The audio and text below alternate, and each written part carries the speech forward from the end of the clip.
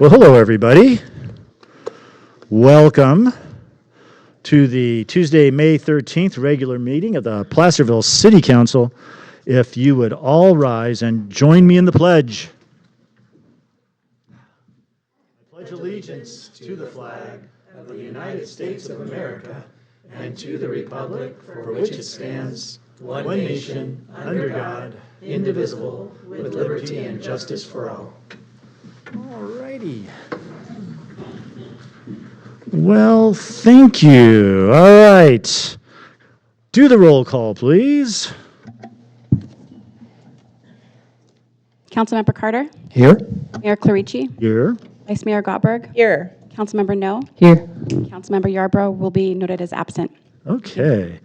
We have many ceremonial matters, so let's get right to it. This is a really cool one. So then, and I'm glad it's number 1 on the hit parade here. I have to find it. Bear with me. That's the church. We'll put that one over there. It's in here somewhere. This one. Yes, okay. Our first item is a certificate of appreciation for El Dorado High School ROP metal fabrication students for their exceptional artwork at the Main Street public restrooms. And thank you, I know it's weird, exceptional art restrooms, but it works, trust me. And those things are fantastic. And this is just a great program that's been putting out these wonderful pieces of art, local things, for a while now. I'm going to just read the letter. So the Community Appreciation Statement. The City of Placerville proudly honors the high school students of El Dorado High School, go Cougars, ROP Metal Fabrication Program under the exemplary leadership of instructor Colin Denny. Their breathtaking metal artwork has not only showcased unparalleled skill and innovation, but has also served our community by enhancing its beauty and cultural vibrancy. The students' dedication to crafting intricate and meaningful pieces has left an indelible mark on our city, fostering pride and inspiration among the residents. Through their artistry, they have exemplified the values of service, collaboration, and creativity, creating a more beautiful and connected community. The City of Placerville celebrates their contribution and eagerly anticipates the continued brilliance they will bring to our shared spaces. With sincere gratitude, me, Mayor John Clarici. So let's have all these kids come up. I'm going to give Mayor. I'm sorry, what? Could I mention just one thing? So what this is, if you recall, we're currently in process of remodeling our restrooms downtown, which is, they're going great. I got some pictures of the inside today they're going to be fantastic once we get them completed here in another couple of weeks. But if you remember on the outside of those, there is a picture or a marker of a gold panner, which is out of other materials, but was really peeling off bad and was really not looking good. And so Mr. Nishihara approached the high school and said, would you be able to do something? And if you haven't got a chance to see these in the back of the room over on this side, this is what they were able to do. And so those will replace those emblems or pictures that are currently up on our downtown restroom for everyone to see. So thank you very much. We really appreciate it. Great work, and it's going to look fantastic. So. All righty. Well, thank you for that clarification. All right. Now, let's go.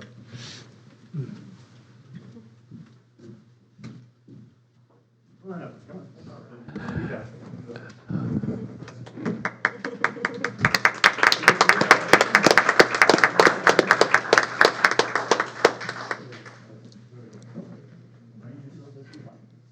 All right. Yeah. Dave, why don't you do one more? Have them stand over by the artwork and get one more, please. Yeah, they did a great job with them. Yeah. I don't know if you ever noticed the ones they also do. It's like making him walk more. Yeah, you're like, go lift the heavy metal thing that you made. different things wagging. Yeah, they did all of those years ago now, but yeah, they did all those. So, yeah.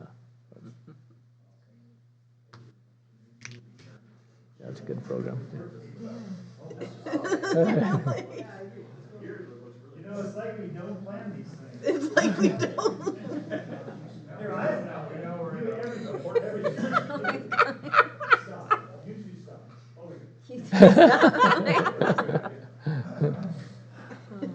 right. Now.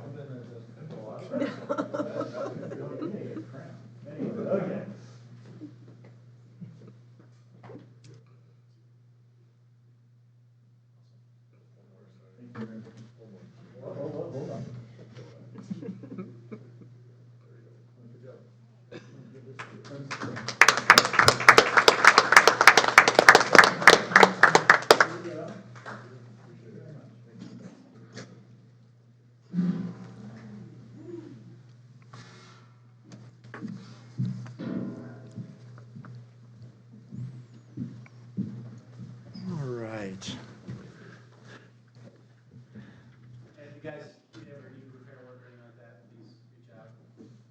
As long as I'm working there, they'll be. Well, thank you very much. Thank you very much. Yeah. At least 20 years. But who's counting? All right. Well, thank you very much. This sort of thing gives you hope for the future. Anyway, okay, item 3.2, a proclamation declaring May 26, 2025 as Memorial Day at the El Dorado County Veterans Monument. We have a resolution here that we pass every year for this very somber and important moment. We read it at the event, and neither the mayor or the vice mayor will be here, so we've asked former Mayor No to act in our place, and she has said that she would do that. So we're very excited by that. I am going to find that one now. I'm always going to look up here. Oh, this is the one? Yeah, no, I already know that one. And Lyme disease. Here we go. There you go. And thank you very much for that, but obviously very important thing, Veterans Day. All right, a proclamation declaring May 11th through 17th, 2025, National Police Week, and May 15th of 2025, Peace Officers Memorial Day in the city of Placerville. So I have to find that one now. Oh, that's this one, I think. All right. And this one too. Okay. I will read a few words. Obviously, law enforcement extraordinarily important to our community, and of course the brave men and women who give their lives in the performance of that duty, and we'll be recognizing not just service but also that great sacrifice as well. So we have a proclamation here. I will read a couple of items off of it. Just to let you know, this is something near and dear to my heart. My son is a policeman in the Bay Area, so just to give you that piece of information. Here we go. Okay. A proclamation of the City Council of the City of Placerville proclaiming May 11th through 17th, 2025, National Police Week, and May 15th, 2025, Peace Officers Memorial Day in the City of Placerville. Whereas there are more than 800,000 law enforcement officers serving in communities across the United States, including the dedicated members of the Placerville Police Department, and whereas since the first recorded death in 1786, more than 24,000 law enforcement officers in the United States have made the ultimate sacrifice and been killed in the line of duty. The names of 24,412 dedicated public servants are engraved on the walls of the National Law Enforcement Officers Memorial in Washington, D.C. In spring 2025, 345 new names of fallen heroes are being added to the National Law Enforcement Officers Memorial, including 148 officers who were killed in 2024 and 197 officers who were killed in previous years. The service and sacrifice of all officers killed in the line of duty will be honored during the National Law Enforcement Officers Memorial Fund's 37th Candlelight Vigil on the evening of May 13th, 2025. The Candlelight Vigil is part of the National Police Week, which will be observed this year from May 11th to the 17th of 2025. May 15th is designated as Peace Officers Memorial Day in honor of all fallen officers and their families, and U.S. flags should be flown at half-staff. I, John Clerici, Mayor of the City of Placerville, do hereby proclaim May 11th through May 17th, 2025 as National Police Officers Week in Placerville, and publicly salute the service of law enforcement and officers in our community and communities across the nation. And further, the May 15th, 2025 shall be Peace Officers Memorial Day in the City of Placerville, and the United States flag shall be flown at half-staff at all city offices on that date. So, let me grab that. Oh, I should have given that to them. Darn it. Chief.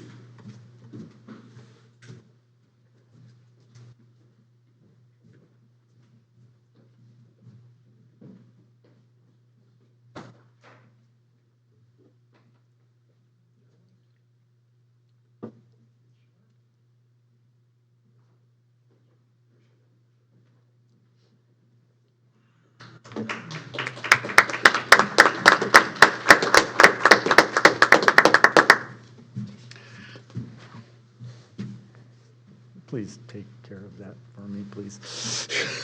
That's embarrassing. Okay. Yeah, we'll get something else. Item 3.3. Oh, yeah, item 3.4, I'm sorry. A proclamation declaring May 2025 Lyme Disease Awareness Month. Lyme disease is terrible. I've known a couple of people who've had it, and it is just awful.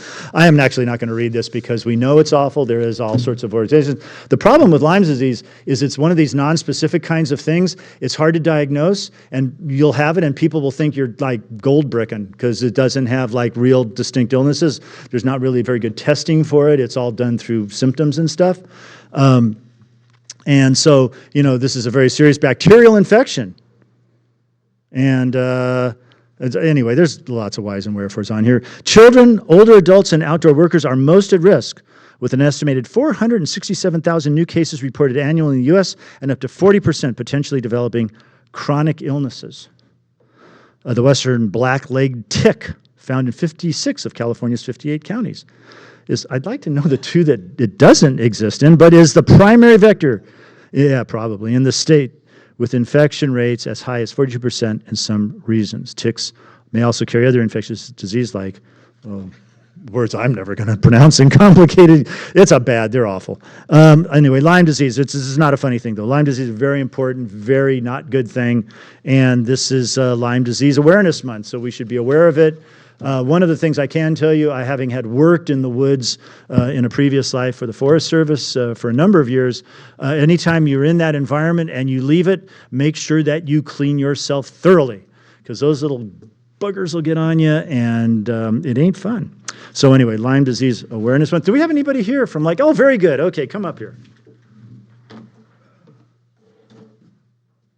And you are going to get an opportunity to articulate the whole Lyme disease thing's way better than I just did. First, we're going to take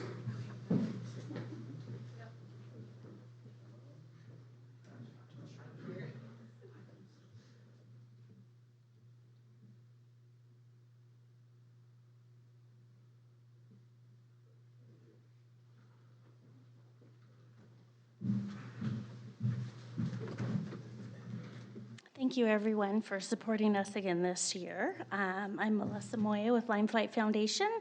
I live in Carmichael.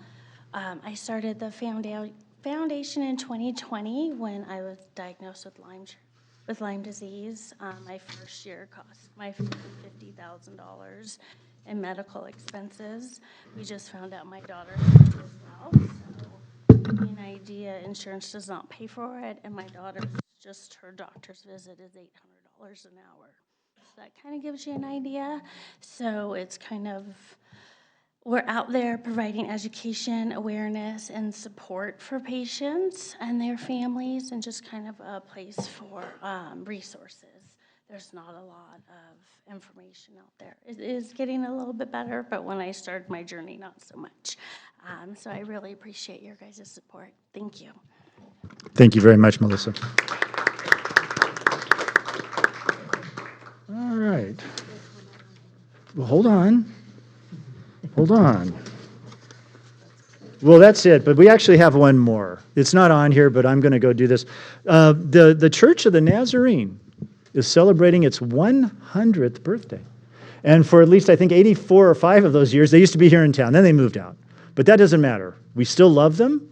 And I have a thing here, a certificate of recognition, and I will actually be going to church on Sunday, and I will be reading this or talking to them about this. So the Church of the Nazarene, remember them fondly, 100 years young and going strong. So that'll be happening.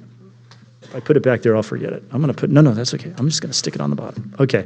So do we want to have comments on our item 3 stuff? Anybody want to comment publicly on that?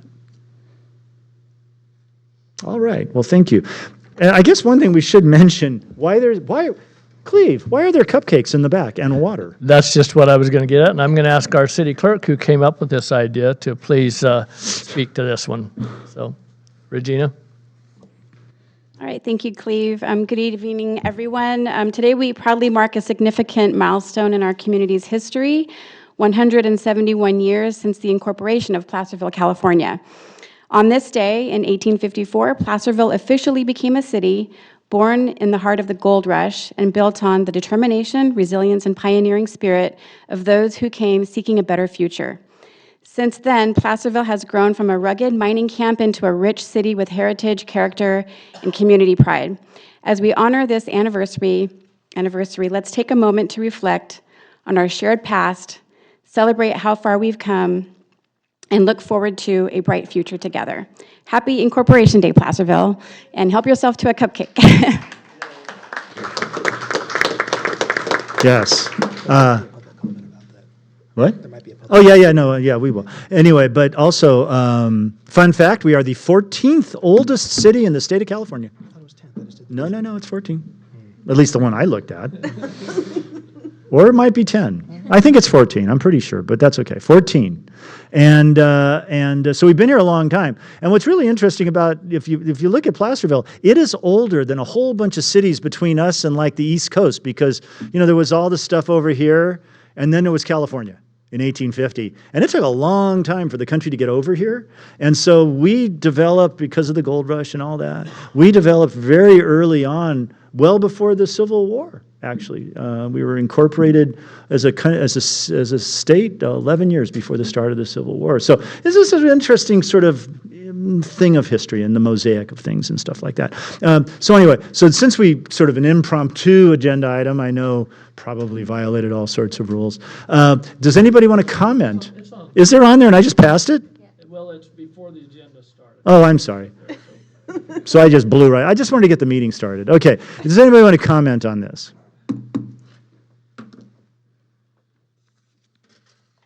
Mayor Colarici and council members, thank you for your time. And Regina, thanks for the cupcakes. I'll have to grab one on the way out. But State Senator Gill, just wanted to present your council with this certificate commemorating your 171st birthday. Not yours, John's. It's, do I give this to the mayor or Regina? Or? No, you can give it to me. Dave, you want to?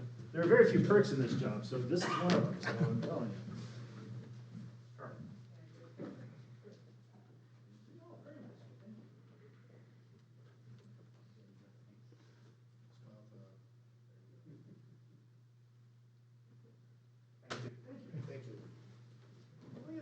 I will give it.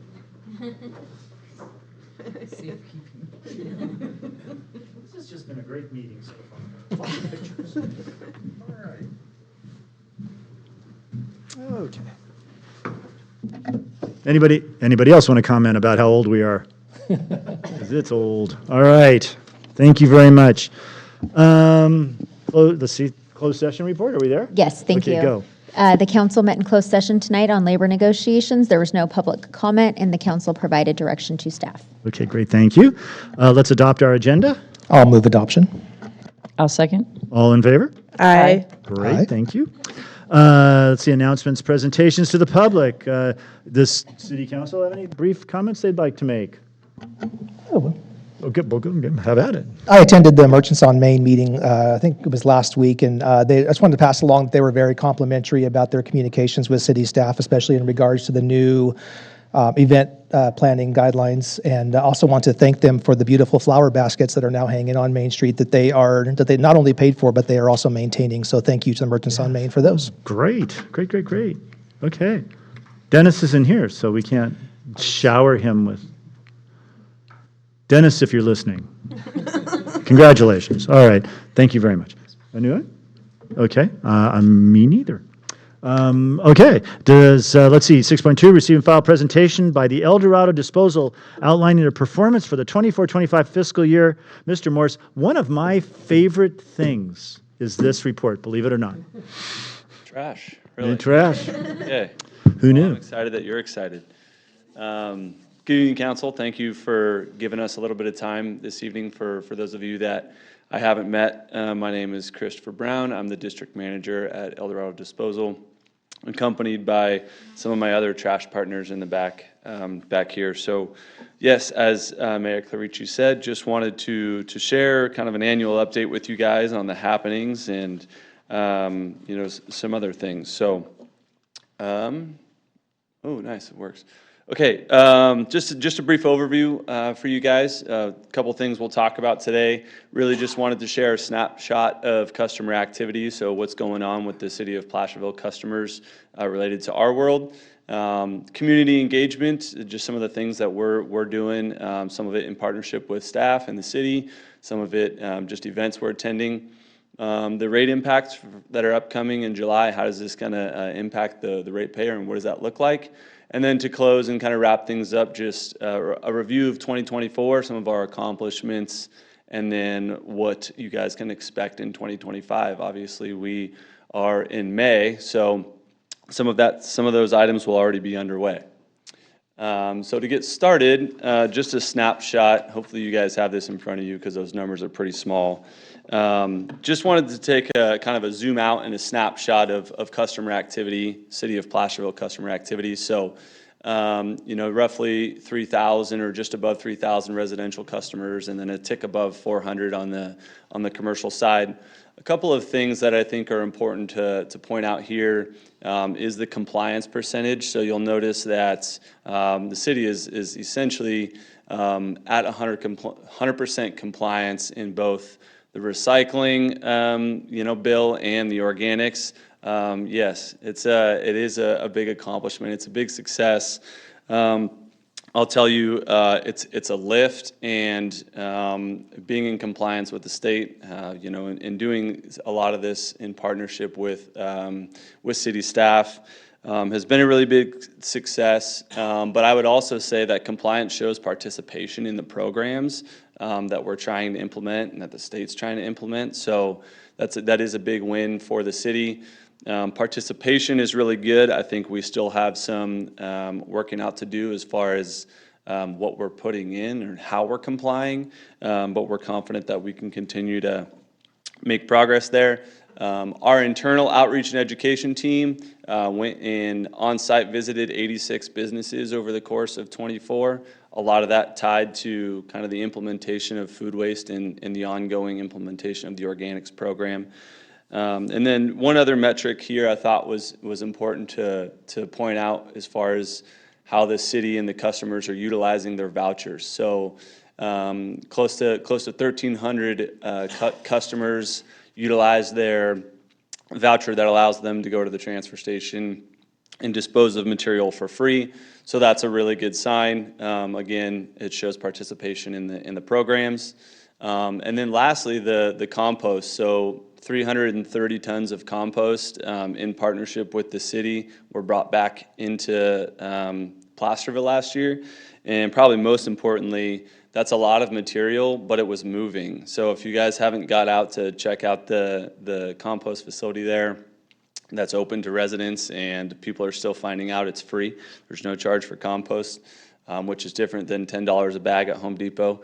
That material moves. If it doesn't move, we really can't continue to bring it in because there's capacity. So it's really good that it was moving. 330 tons is quite a bit of compost. So on the community engagement front, I'll tell you, this is something that is truly near and dear to our heart. We view ourselves truly as a community partner, and we really take pride in being involved and being in the community, not just being a service provider. I'll tell you, there's a lot of confusion and troubleshooting and kind of eliminating confusion you can do when you're out at an event and you have a one-on-one conversation with somebody, or someone can walk up to the booth and say, hey, I don't even know where this goes. We try to share stuff via platforms or social media and outreach, but when we get to attend events and do things, we're able to kind of build a personal relationship and break down some of those barriers of confusion. So that's really beneficial. 12 different community events we were able to attend within the city limits, which is a positive for us. We would appreciate going to as many as possible. So, and then I'll just add too, it's really a unique and kind of a cool opportunity for us when we have residents reach out and ask us if they can come and they can bring their little kiddo to our facility and put them in a garbage truck, or have one of our guys stage and service a cart for them. And so that stuff's really unique and really cool for us. we like to feel, our drivers like to feel like heroes too. So that's a cool opportunity. One other just thing I wanted to note on the community engagement front here is you'll see some route audit information there. I think the route audit can kind of be perceived negatively, but outside of this being a requirement of Senate Bill 1383, we really utilize the route audit, I guess, action as an opportunity to educate and talk to our customers. When we're out there and we're looking at material and stuff like that, we can really identify trends, helps us understand what are people still confused about. So if we see a ton of plastic bags, or if we're still seeing a bunch of styrofoam in the recycle, we can have one-to-one communication with the customer, but we can also say, hey, clearly we need to target our material here. So, and then just at the bottom there, you'll see just again, great participation in the curbside programs, which we really like to see. So how does this impact the ratepayers? The increase that the ratepayers will see this year is the 3.06% based on the index that is in the contract. The most common container size for the city of Placerville residents is the 35-gallon container. You'll see it's just shy of 2,000 customers have, residential customers have the 35-gallon container. So on a monthly basis, that's a 98-cent increase they'll see on a monthly basis. And then one thing we've continued to emphasize is keeping that senior rate at a manageable number. We understand the importance of that, and we continue to prioritize that. So that's the $24.64 a month you'll see for the senior rate on the 35-gallon cart. And then just as a reminder for council and for our customers, it's important to remember that there's 4 different curbside vouchers included in the cost of service. So that's, the ability to kind of get rid of items at the curb that we'll come pick up. There's the option or the opportunity to participate in the twice-a-year community cleanups that we do in partnership with the city. And then the option to have 1 extra container for either organics or recycle at no additional cost as well. When we look at 24, I think internally there's a lot of things we're really proud about. But rather than give you the laundry list of exciting trash things, I just thought I would highlight a few here. I mentioned this at the top of the presentation, but the growth of the compost program, frankly, I think surprised us a little bit, but was really, really good to see. The state set a goal for the city to procure 328 tons of compost. We procured 330 tons of compost. So again, a big compliance check mark, but ultimately just a win for the community to be able to provide people the option to come pick that up at their leisure. I'll mention too quickly, the way that the Senate bill is kind of written is this metric ticks up. So this year, the goal for the city is, I want to say 510 tons or something. We're already at about 490 that we've brought back into the community. So we'll crush the goal again this year, which is great. And again, if the material wasn't moving, we couldn't bring it back. So it's great to see the demand. We reestablished textile collection. So for some of us that have been around for a while, we had to move away from kind of textile. It was hard to manage, and the vendor we are working with wasn't very helpful. So we re-implemented textile collection really in the middle of 24. We've placed these textile, which is shoes, clothes, blankets, that kind of stuff, at each of our buyback locations, one in Placerville, one in Cameron Park, and one in El Dorado Hills. At the Placerville location, just over 1,100 pounds of textiles we diverted. Most of the time that stuff shows up in the landfill. So that was a big win. And again, well on our way this year. And then, with the renovation of the MRF, which was a big success for us, frankly, it's been going on for a long time. We're really excited about numerous things that the renovation is going to bring us. Rather than bore you with the laundry list, rather I'd just invite you to come check it out if you guys want. But the HHW facility has expanded and given us the opportunity to kind of provide a greater, I would say, overall service there. And so you'll notice that 1,200 Placerville residents utilize the free HHW disposal, which again is something we're excited about.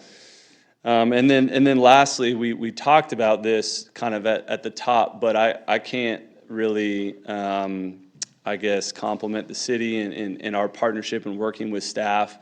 Nearly 100% compliance for SB 1383 and the recycle component. I'll tell you, I think the city has received really good feedback from CalRecycle, who's the entity that kind of oversees all of this, and Placerville is somewhat used as a model, so I think that's a good thing. I would say, I know that's a good thing. You don't want to be on the other side of that. So just credit to Cleve and Dina and formerly Pierre for the good work in working with us and working with customers to get people compliant. It's a really big lift. It takes a lot of footwork and groundwork to go out to customers and help them understand kind of what they need to do and best practices and such. So, and then lastly, and what I'm excited about is some of the things that we're hoping you guys get to see in the coming year. So, as I said, we're already in May, but you're all well aware that last year we, Eldorado Disposal in partnership with the city, worked to pilot these new dumpsters, or I would say, trash cans along Main Street. The old ones, for lack of a better term, were confusing, and it was hard to get the right material in the right location, and a lot of material ended up on the ground. And so, Cleve and his team found this, and we worked together, and it gives the city a unique opportunity to kind of brand itself, but also a much cleaner and sustainable approach to trash on Main Street.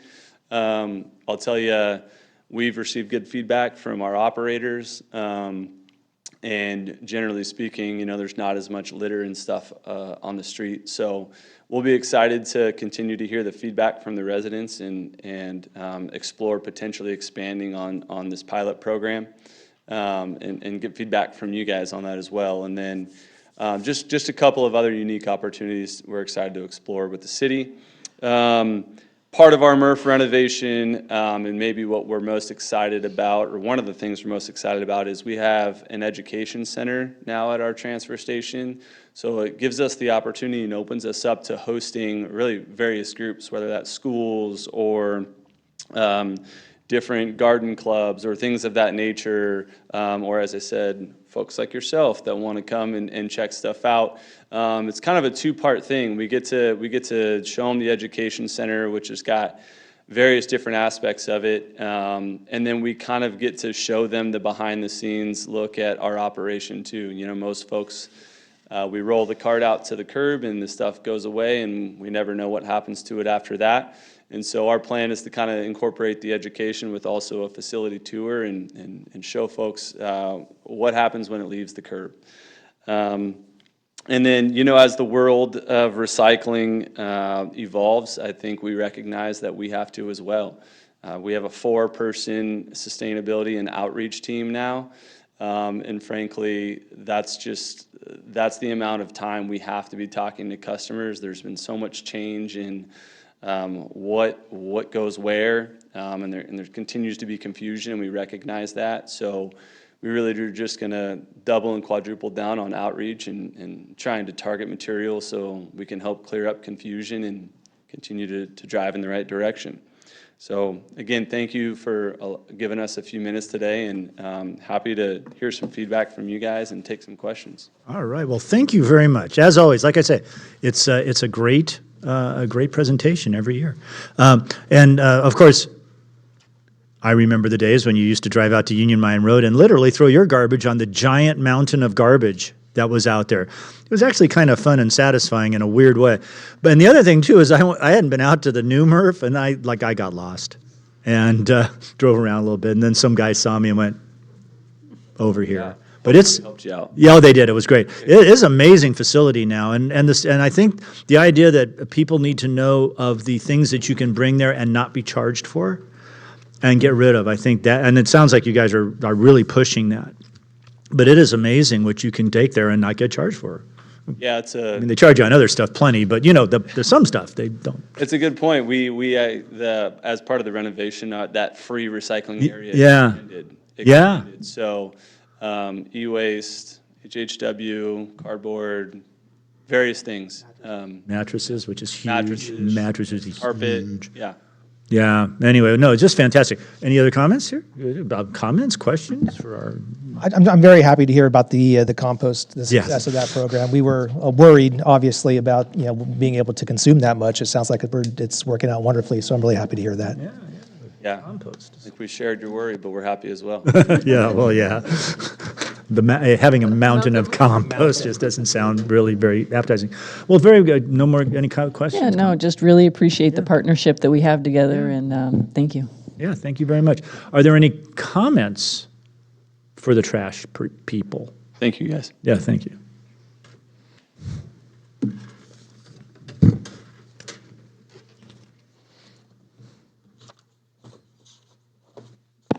Sue Rodman, one of the senior customers, and I really appreciate them holding the line on that.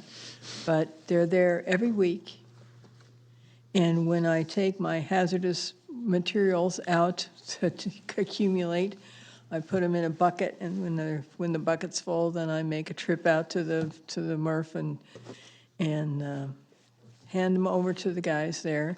And the only thing they ask me is, did you tape both ends of those batteries? Yes, I did. Very important. And I really appreciate that they're always kind and they're always friendly. And the trash guy who comes, if I catch him, I give him an orange. And if he gets there and gets gone before I can get out there, well, Very nice. he does his job and he does it well every week. Well, thank you, Sue. Anyone else want to say nice things about our, well, or even, you can say bad things too, I don't care. That's usually all I have to say. Great service company, get through the phone really quick. Yeah. Answer questions fast. The only question is, for like 25 years, I went with no cans being damaged or broken. Last year, 2. So I don't know what changed, but it's just, but they're really fast. You call in and you say, my can's broken, wheels off, whatever, and pretty quick, they come out and swap it out. So it's all good. Well, thank you very much, Mike. Do we have a new source of cans? Is there a problem? Anyway, Drogosh. All right. Up. I will just quickly address, thank you for the nice comments. We have a new source of equipment, and as trucks change, I'll tell you, hydraulics have improved. We'll just put it that way. So it's a rather vigorous motion, but that's always something we can look into, and if we're not fixing your stuff timely, please let us know and take care of you. All right. Well, thank you very much. You just get so much knowledge when you come to these meetings. It's fantastic. So that's it for public comment. We'll bring it back here. And thank you. So thank you very much from our folks from El Dorado Disposal. Okay. Now we're going to move to the consent calendar. All matters listed under the consent calendar are considered routine and will be enacted by one motion by roll call vote unless any member of the council wishes to remove an item for discussion. The reading of the full text of all resolutions will be waived unless a council member requests otherwise. So, do we have any polls or questions for our consent calendar from up here? No? Okay, great. I don't. All right. Do we have public comment on our consent calendar?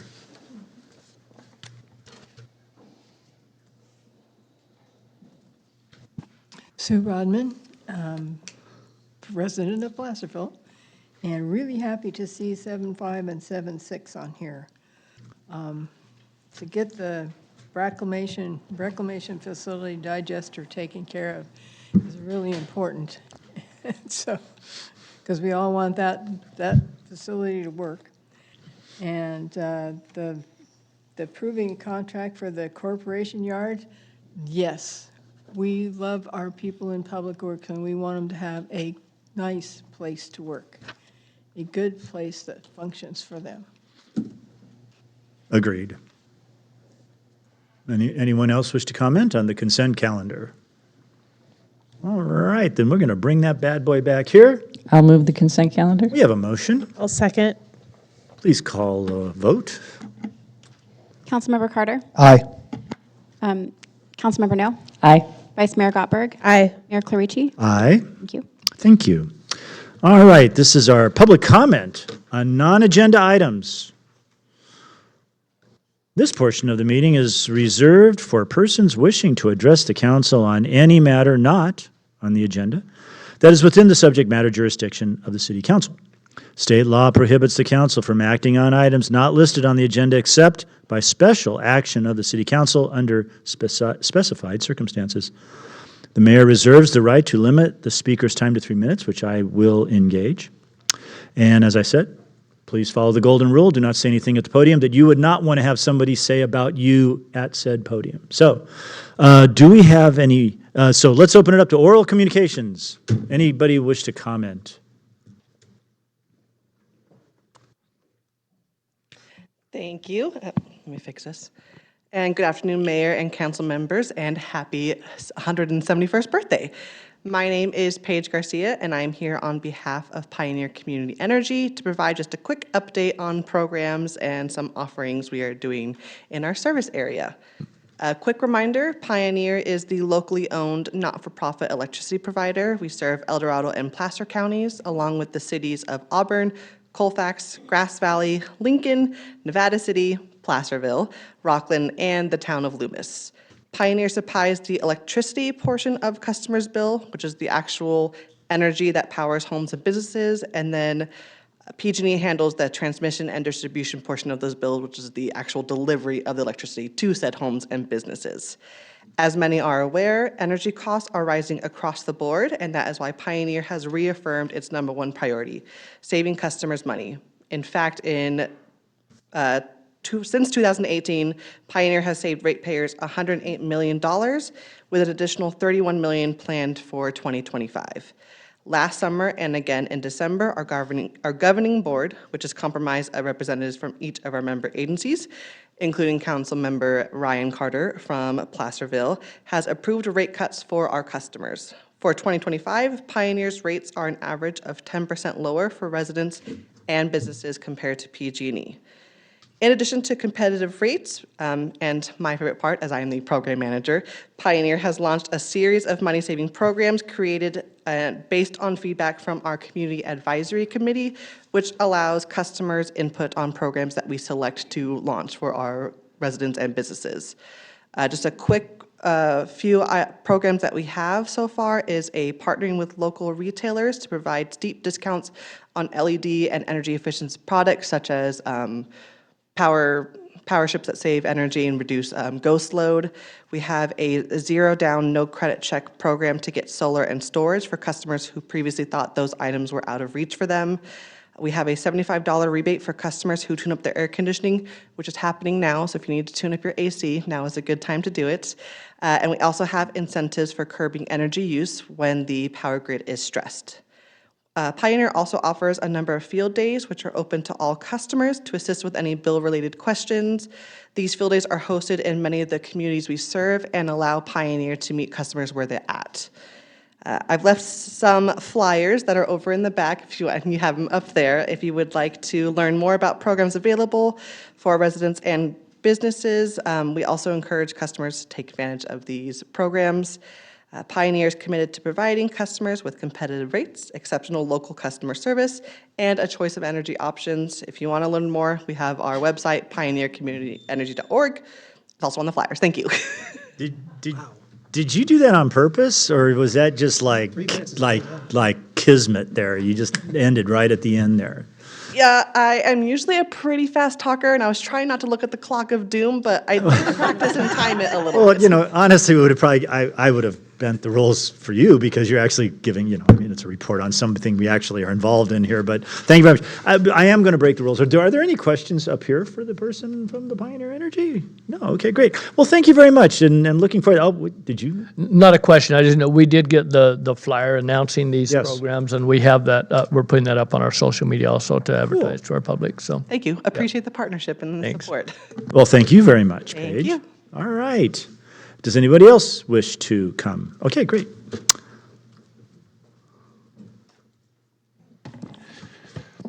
Okay, technically, the city of Placerville has been a city twice.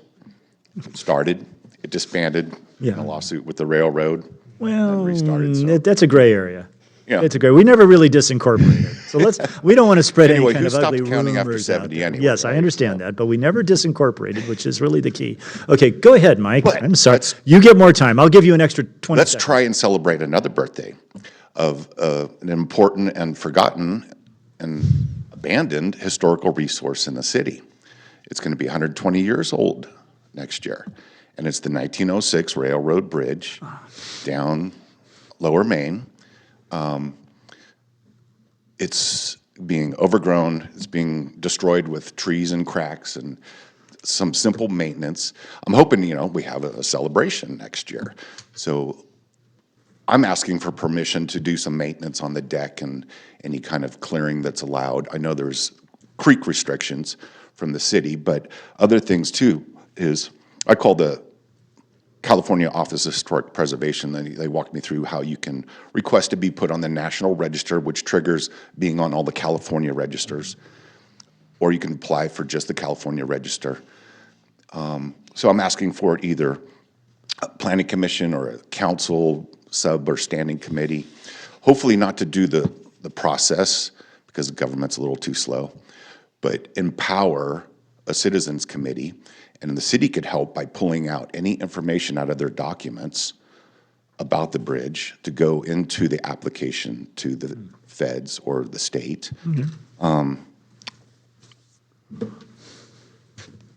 That's basically it, just, shining a light on it, try and get the ball rolling, and hopefully a year from now, we have a nice little celebration down there. Some of the trees on the creek, for viewing, it'd be nice if they could be topped. I don't know how feasible that is. And then the other question is for council to do a little, discuss if it's important enough for you. I don't know if you know that if you have a building, commercial building in town, and you want to put up plug-in string lights, it's going to cost you about $500 or $600. Get a planning commission review to get permission to plug in string lights on your business. But you can go over the counter for like $100 and get a demolition permit and tear down any building that's not in a historic district or on the register. Just interesting that, so there's definitions of what is a luminary, and in my review, if it plugs into a socket, it's a lamp. And when you read city code, it talks about controlling lighting, luminaries. And I think the city could make a definition and a difference. If that's all. Thank you, Mike. Thank you very much. Kirk Smith, I didn't know that Mike would bring up the subject, but to let you know, it was my grandfather, Thomas Nelson Smith, who built that canal overpass in 1903, 6. And my father gave away the handwritten receipt for the contract to Harry Dunlap, who was with EID at the time. And I have no idea whether there's water that goes under there, an aqueduct. I always wondered whether Canal Street got its name, as most canal streets throughout the country get, because a canal went there. But that's where a major source of transportation was, the train station where Kentucky Fried Chicken is now. So it's a subject that would be nice to learn more about. Thank you, Mike. I can tell you there is a canal on Canal Street because I used to live off of Canal Street. Okay, go ahead.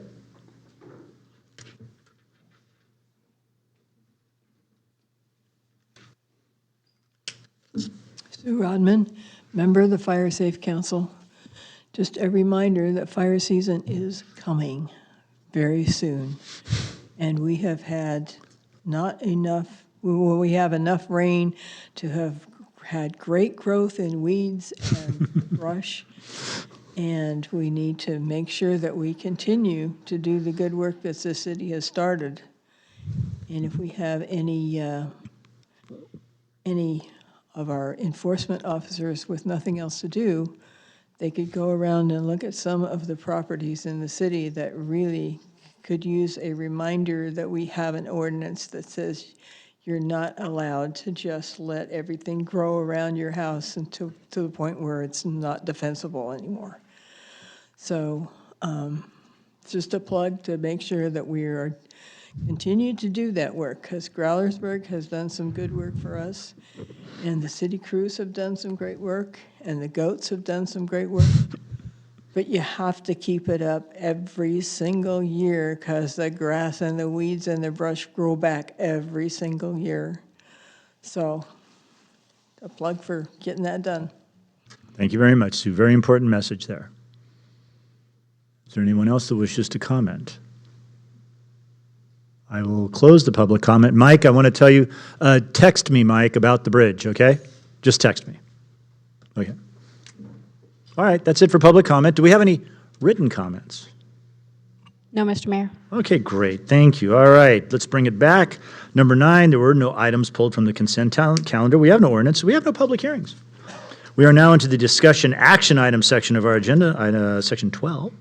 12.1, consider approving budget appropriations totaling $700,000 for the Thompson Way repaving project and budget appropriations totaling $275,000 for the Sherman Street repaving project and approving a construction contract with C.E. Cox General Engineering, Inc., in the total combined amount of $712,990, and authorizing the city manager to execute the same, and authorizing the city manager contract change order authority in the total not to exceed amount of $146,000 for the said project.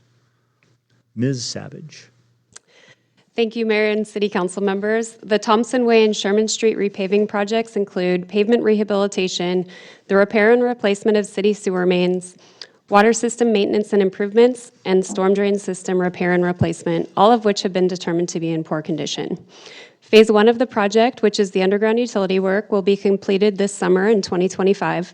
Phase 2 of the project, the pavement rehabilitation, will follow in the summer of 2026. The engineering department began advertising and published the bid package for Phase 1 of the project on March 26th. A public bid opening was held at City Hall on April 17th, and 3 bids were received. The first one was from C.E. Cox General Engineering in the amount of $712,990.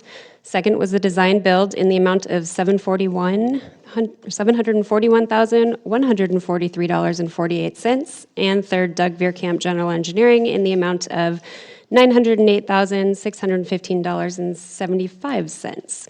After performing a comprehensive bid analysis, staff is recommending approval of a construction contract with the lowest responsive and responsible bidder, C.E. Cox General Engineering, which I'd like to add is under the engineer's estimate, which is always our goal. Additionally, staff is respectfully requesting approval of budget appropriations totaling $700,000 for the Thompson Way project and $275,000 for the Sherman Street project, all of which come with the recommendation and support of the Measure H&L Sales Tax Committee. Thank you, Sue. If these items are approved, we plan to hit the ground running this summer. Construction will begin in the first week of June after Sierra Elementary School is out on summer break. So that concludes my report, and I'm happy to answer any questions. All right, thank you very much. Do we have any questions for staff? Any comments prior to this? Let us open it up to the public here for comment. Sue Rodman, member of the Measure H&L Committee, who strongly recommended that we get this done, and understand that this is an elementary school, our elementary school in Placerville, and the buses go there, and the parents go there, and the children need to walk on those streets, and we need to get it fixed so that it's drivable and walkable, and not, because it's pretty bad shape. There's sections of it where you wonder, is this a street or a four-wheel drive? It's supposed to be a street, so let's get it in shape. And you got to do the underground utilities first, because if you don't, then they leak into the roadbed and your road deteriorates again. So you got to do it the way it needs to be done, and that's what we're proposing to do here, is to get the sewer and the water fixed first. And then, and it's got to be done while the kids are out of school. So do it in 2 summers, and we'll have it really nice for the parents and the school buses by the end of next summer. Yes. Indeed, Sue. Thank you very much. Anyone else wish to comment on this item? And so we will bring it back. Although the irony of ironies, if you make that road nice and smooth, people will drive faster. So in theory, you'd like to keep all the potholes to keep people slowed down around the school. I didn't actually say that, but it's kind of an idea. All right. Anyway, any comments, questions, anything else on this subject? Do I have a motion? I'll move 12.1. I'll second. We have a motion and a second. Call the roll, please. Councilmember Carter? Aye. Councilmember No? Aye. Vice Mayor Gottberg? Aye. Mayor Clarici? Aye. All right, thank you very much. 12.2, adoption of the City of Placerville Active Transportation Plan for 2020. Okay, and Mr. Cahill, who is that next to you? This is your very fine new Development Services Director, Carol Kendrick. I had an opportunity to briefly meet Carol this afternoon, or this morning. It was around noon. Anyway, and it was great, and thank you very much. Welcome aboard. And so our plan for 2020? Okay. Go right ahead. Take it away. You know, the decade just went by so fast. And so this is the City of Placerville Active Transportation Plan that was, went through a whole public process back in 2020. It was adopted by the El Dorado County Transportation Commission. And I think it was just an oversight. The transportation plan was not then adopted by the city council. And so that's why we're here this evening. And just in a nutshell, adoption of the 2020 ATP by the city council will establish the city's eligibility for certain grants.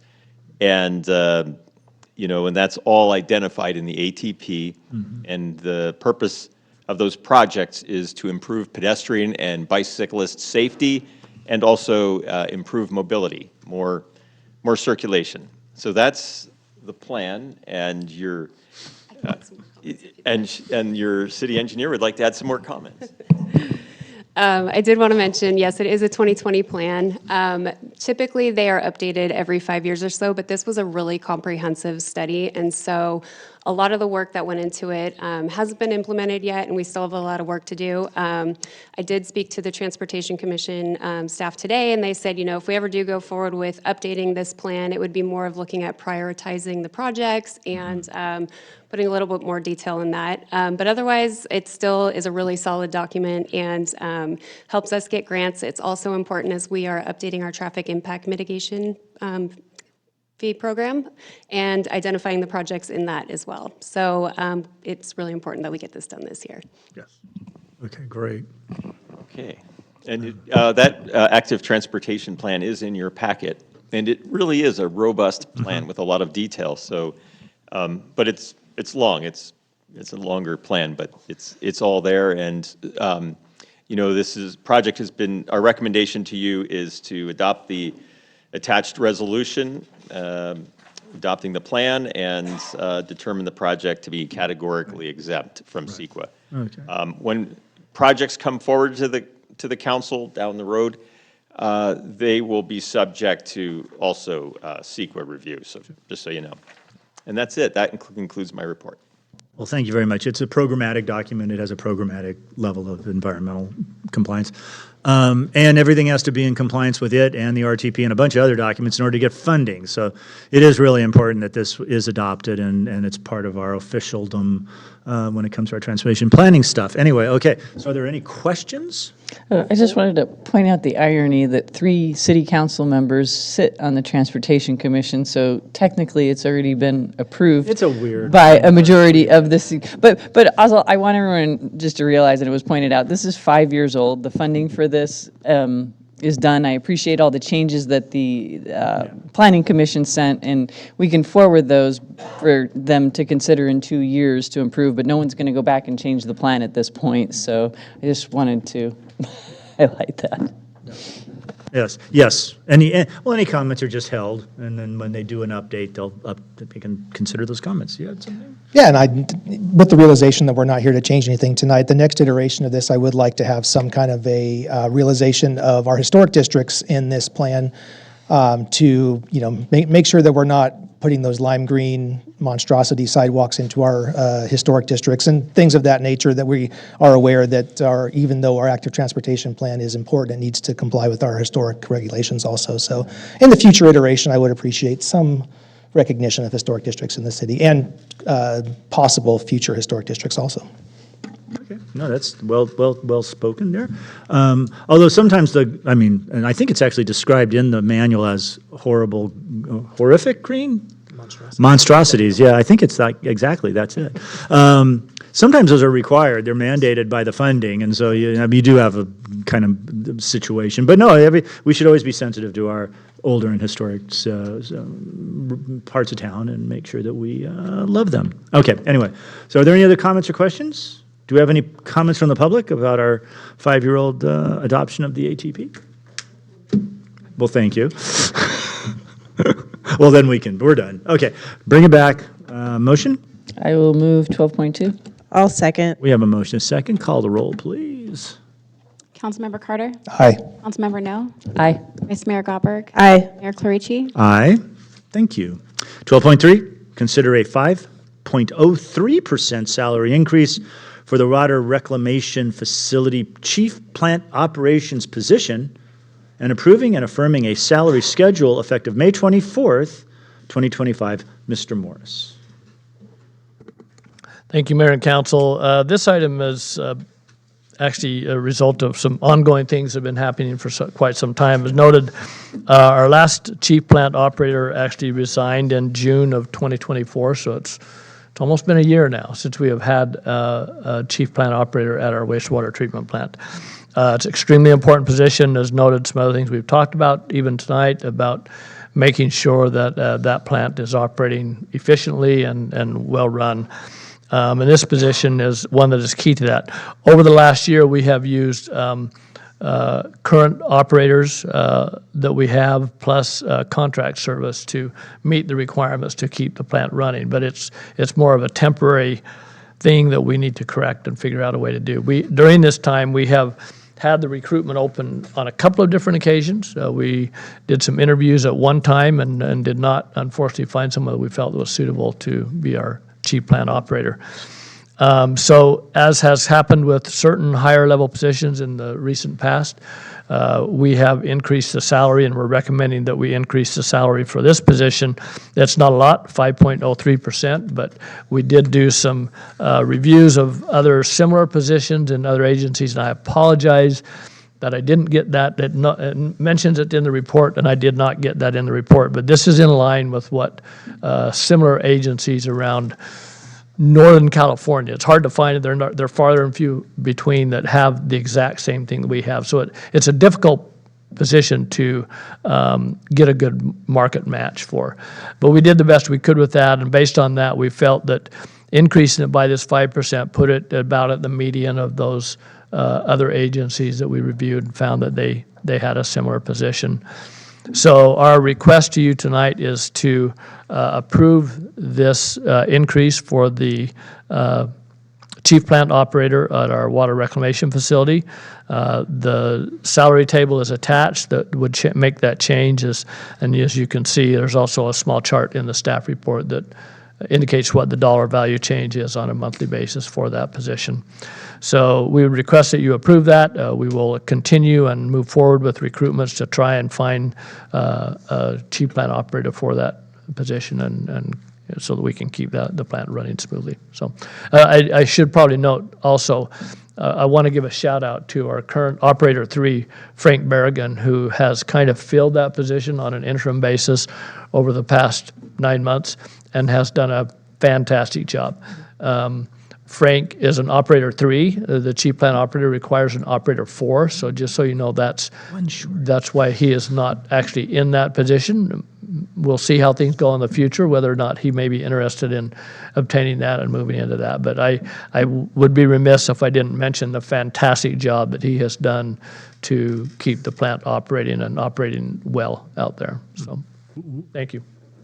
We can't give him a field promotion to 4 and then just say it's good, you know? Have to get the state to give that to Yeah, him, okay. but unfortunately, yeah. Anyway, okay. And are there any comments or questions on this item for anybody? Okay, we open this up to the public for comment on raising the wage of our non-existent chief plant operator right now. All right. Well, thank you very much for that. We'll bring it back here. Motion.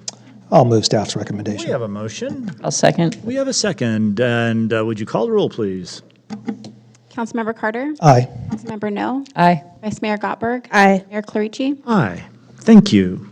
12.4, consider authorizing the city manager to negotiate the competitive permanent local housing allocations, or the that acronym, CPLHA, loan agreement and affordable housing regulatory agreement between the City of Placerville and the Mallard Apartments LP in the approximate amount of $400,000, and authorizing the city manager to execute the said agreements and any other related loan documents. Mr. Cahill.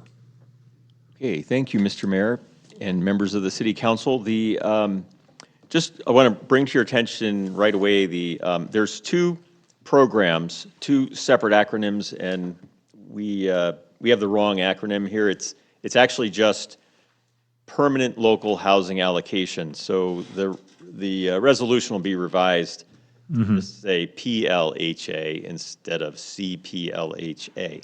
So we had a very limited window to prepare the staff report and resolution. So there are these 2 programs. So the purpose of this resolution, City Council resolution, is to authorize the city manager to negotiate the necessary agreements and documents between the City of Placerville and, in this case, we're recommending that the funds be awarded to the Mallard Apartments LP in the approximate amount of $400,000.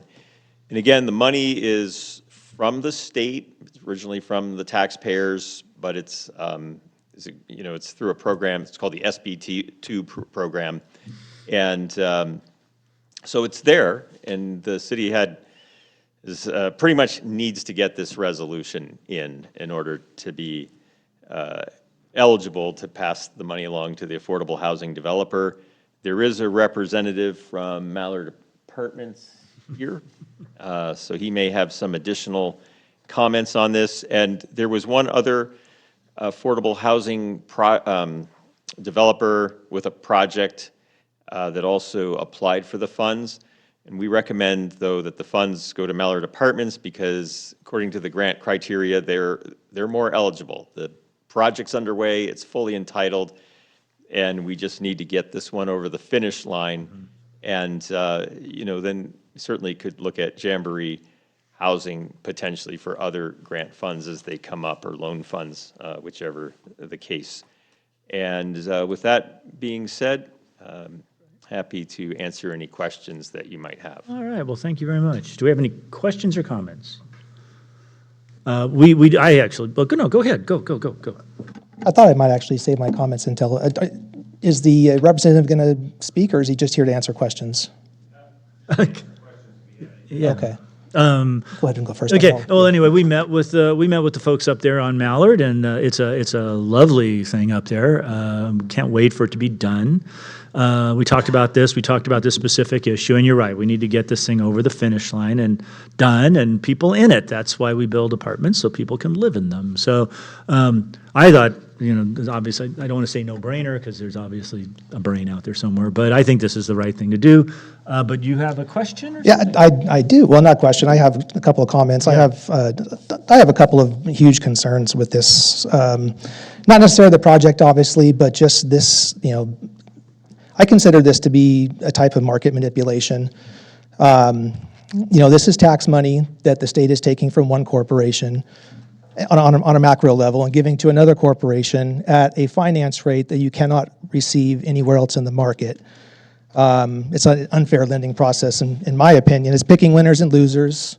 It's kind of the definition of crony capitalism.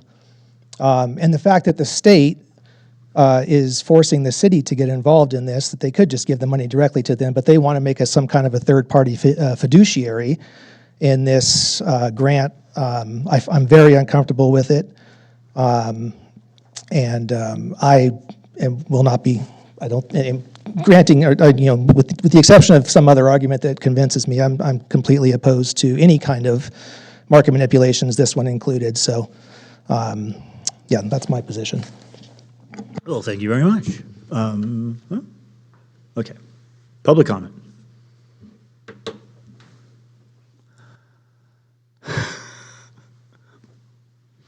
Sue's considering it. She was considering it there for a second. The problem is, it's the rules of the game. So if you want to be able to do these good things for the city of Placerville, you have to play by the state's rules. And whether you like them or not isn't really the question. The question is, do we need this for city residents of Placerville? Do we need affordable housing in Placerville? And the answer to that one is, we sure as hell do. So let's get this done. Thank you, Sue. All right. Anyone else wish to comment on this? All right. Bring it up back here. Any comments or questions from us? Yeah, I mean, just like every grant, I'm happy to bring as much as we can to our community. If it doesn't come to us, it goes to someone else, and I think we need to improve our community. I'm all for that, and I will move this item. I'll second. All righty. We have a motion and a second. Would you call the roll? Councilmember Carter? No. Councilmember No? Aye. Vice Mayor Gottberg? Aye. Mayor Clarici? Aye. Thank you. Thank you. All righty. Now, we have council reports from other agency meetings. Because believe it or not, we go to other meetings. And so, El Dorado County Transit Authority. Not a whole lot exciting going on, although they did approve a $800,000 CIP increase. Yes. Bass Lake. Buses are expensive. Yeah. Buses are really expensive. El Dorado County Transportation Commission, we did actually one of the more important things you do every year, and that is we passed the final version of the overall work program and budget for fiscal year 25-26. If you ever want to know what that particular agency is doing, it's all in there by work element, and it has their targets and their deliverables and how much they're going to spend and where the money comes from. It's actually a really remarkable document. Lots of governments should adopt OWPs. We do in some respects, but the great thing about the OWP is how clear it is. It literally lays it all out there for you. So that was the major thing we did. We heard some stuff about funding. I can tell you, just because I kind of share professionals with that sort of thing, it's all up in the air. The state, we're waiting for the May revise on the state budget, and it's anybody's guess what's happening in Washington, D.C. right now. So we expect money to start flowing out of D.C., but how and with the way it does it and all sorts of other things is a book yet to be written. So that's it for the Transportation Commission. LAFCO. We did not meet. SACOG. We haven't met since the last meeting. Pioneer. We meet on Thursday. Great. Fire Safe Council.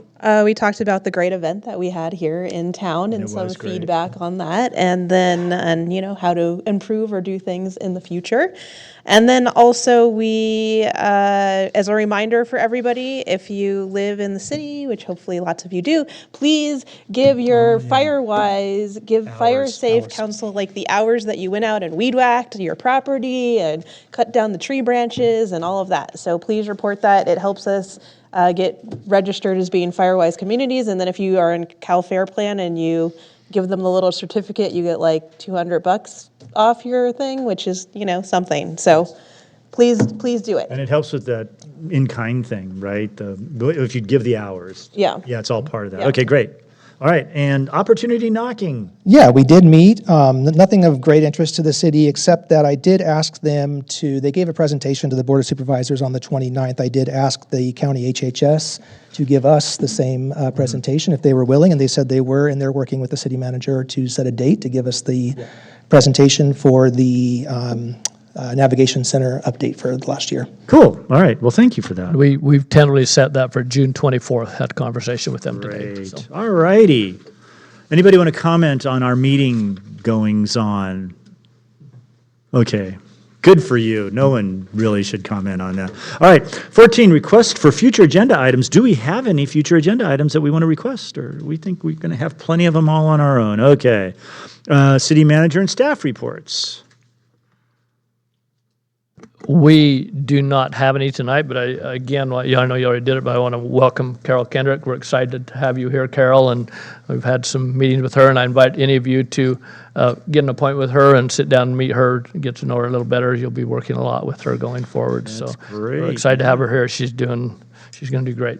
Appreciate it. And for those of us who are memory challenged, Carol. I'm just going to slide right into that one. I am very excited by that. Anyway, okay. Is this Carl's last meeting? Are you going to be with us this is your... Yes, this is my last meeting as, well, we took the name tags down because technically I'm no longer the interim development services director because you have a permanent. Yay.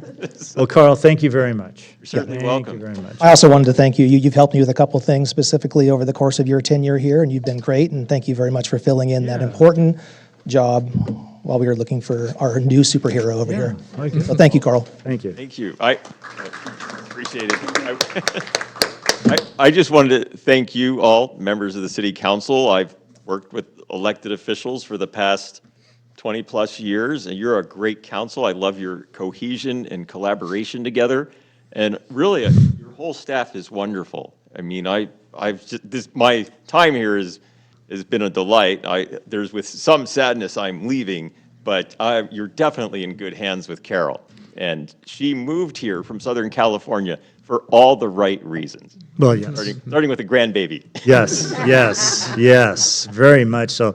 Well, yeah, as was mentioned, thank you very much, Carl. You've been a pleasure to work with. I've enjoyed it tremendously. So, and good luck with whatever the heck you're going to do next. Well, a little bit. I'm already got some projects lined up, and again, if you need me around, I'm just down the hill. Great, thank you very much. Okay. That's true, Yes. Okay, says staff reports. Okay. Upcoming items, you can read those. Otherwise, if there's nothing else, we're done. Thank you very much for coming, folks. Please take a cupcake. Take a cupcake.